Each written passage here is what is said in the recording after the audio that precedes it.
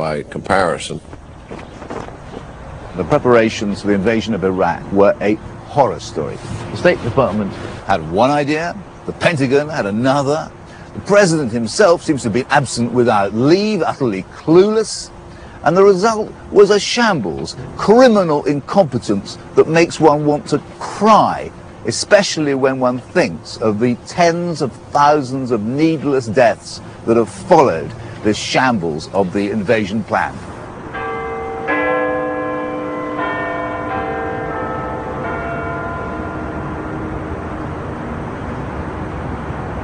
In case you think the British were any better, think again.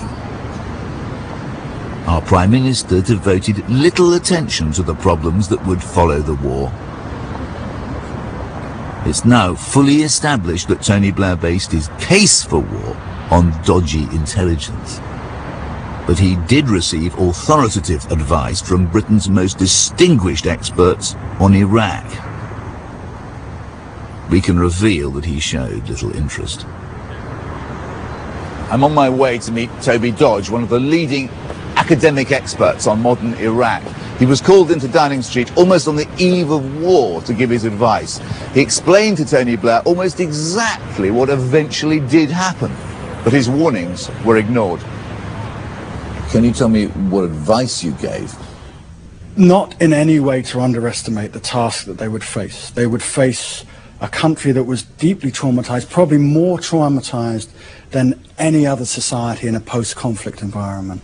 A society that had been mobilized by nationalism, by increasing Islamic radicalism. When you gave them this sobering advice, how did they react to that? Well, they took notes and left the room, and I saw no evidence in the aftermath that any of that advice was fed into the policy-making process. Also summoned to number 10 was George Joffe of Cambridge University. Professor Joffe recalls the remarkable response he received from the Prime Minister after giving him a detailed briefing. Well, basically, after I finished making my statement, he looked at me across the table. He was sitting directly opposite me, and he said simply, "But he's evil, isn't he?" And I have to say I was rather taken back. Although that was no doubt the case, it didn't seem to me to correspond to the kinds of issues that you would expect someone in his position to raise. Tony Blair did not just dismiss academic experts. Astonishingly, he even ignored the concerns of his own policy advisors. Senior officials expressed their deep anxiety about the lack of preparations for the reconstruction of Iraq in private memos. This is David Manning, now British ambassador to Washington, after a dinner with Condoleezza Rice. From what she said, Bush has yet to find the answers to the big questions. What happens on the morning after? I think there is a real risk that the administration underestimates the difficulties. And Foreign Secretary Jack Straw wrote this. We also have to answer the big question. What will this action achieve? And how there can be any certainty that the replacement regime will be better? Iraq has had no history of democracy, so no one has this habit or experience. It's perfectly clear that neither Tony Blair here in London or George Bush in Washington had the faintest idea what to do after the invasion of Iraq.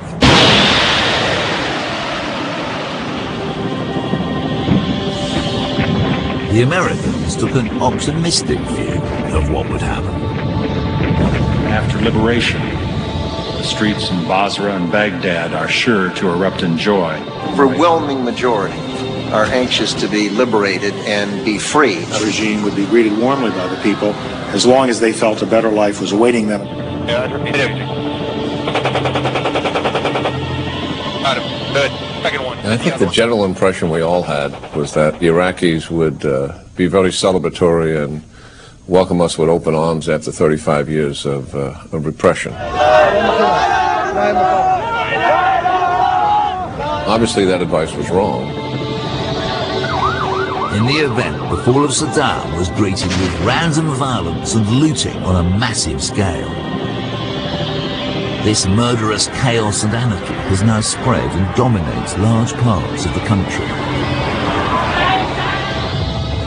As a result, it's become virtually impossible for reporters to find out what's really going on.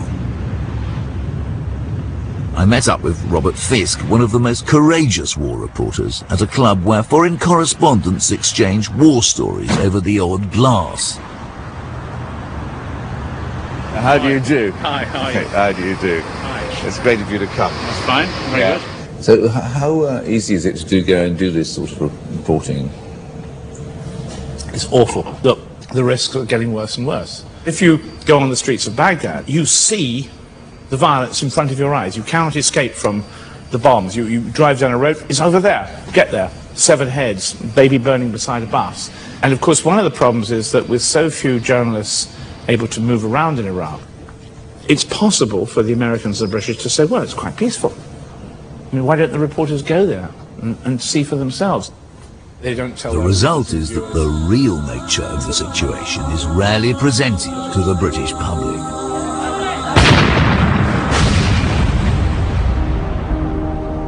It is often only insurgents and the local Iraqis who are able to capture the war's true horror on tape.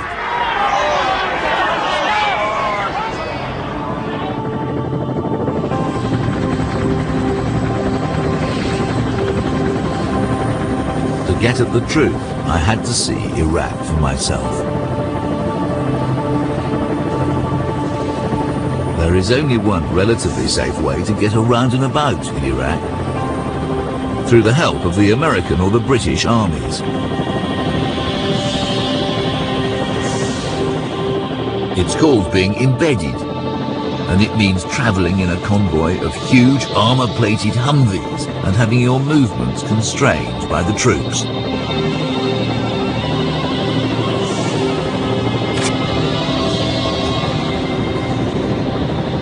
The dangers of life in Iraq were brought home to me the moment I entered the capital.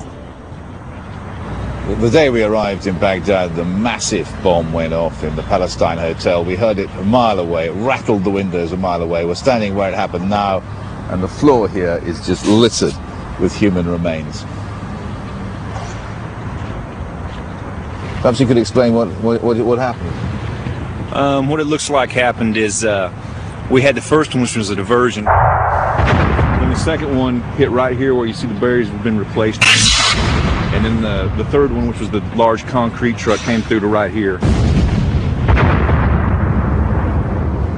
You can see the hole it left. And the Sheraton, actually, which... that's what it looks like. Yeah, not the Palestinians as reported. These soldiers reacted with great courage, but at least 20 people were killed, mostly Iraqis. Iraq has become the most dangerous country on earth. Journalists, especially British journalists, are being targeted for kidnapping and execution. I can only stand here outside the Palestine Hotel because I'm protected by American troops. The result of that is that we get our information from Iraq mainly from official sources. And that means hearing what they want us to hear and seeing what they want us to see. These constraints allow two versions of Iraq to circulate. One Iraq is scarred by violence and close to civil war. And the second one is spun from the safety of Washington and London. This is the US State Department's version of the violence. There is violence in Iraq, terrible violence, but most of the country, most of the time, is making do with their lives.